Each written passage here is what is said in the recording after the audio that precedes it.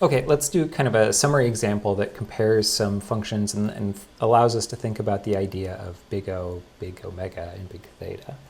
So imagine that we have several different algorithms that perform essentially the same work, but they do it in different ways and have different counts of the number of fundamental operations. So imagine that we've got 5 different algorithms, A1 through A5, and we analyzed them. We found that A1 has a big theta of n squared, A2 has a theta of n log n, A3 has a big omega of n squared, A4 has a big theta of n cubed, and A5 has a big theta of n log n.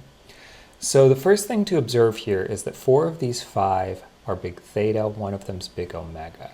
So if you remember that theta is the tight bounds, we can directly compare each of those amongst themselves. So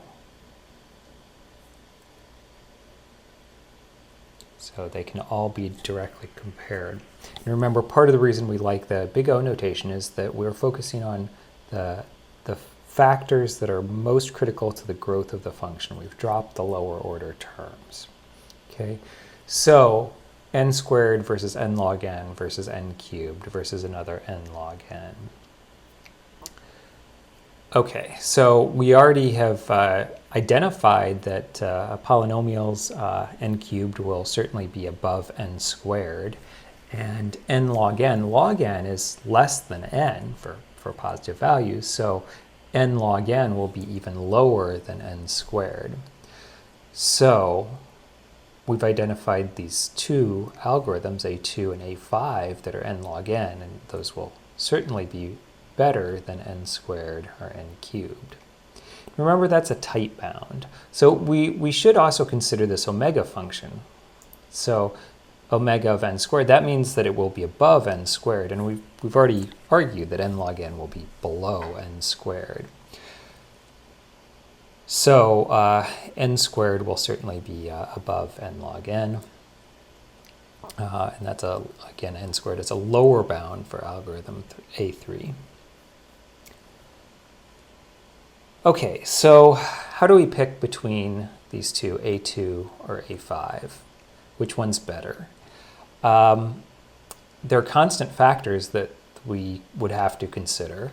We might want to consider the lower order terms. We probably have to do some empirical analysis. We probably have to actually run tests and compare them. Remember, this is kind of where our big O notation starts showing its limits. If we've got 2 things that essentially have the same order of growth, we have to collect more information to make meaningful decisions. We could also consider other properties. It's possible that these appear to be close enough together that we might decide on other things, like the amount of effort it takes us to implement them correctly. Maybe one of them takes much less code than the other, and the code is much simpler and less error prone.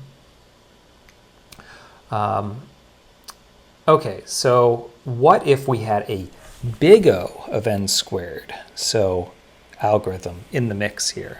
So this isn't a theta, this isn't an omega, this is a big O. We need to know more information, in particular a lower bound. It could be faster, but we just can't tell with the information provided. So we need to know a lower bound, and possibly even need to know what data we're working on. As we're looking at sorts later in the semester, we'll find out that sometimes the input data has an impact on the actual performance achieved.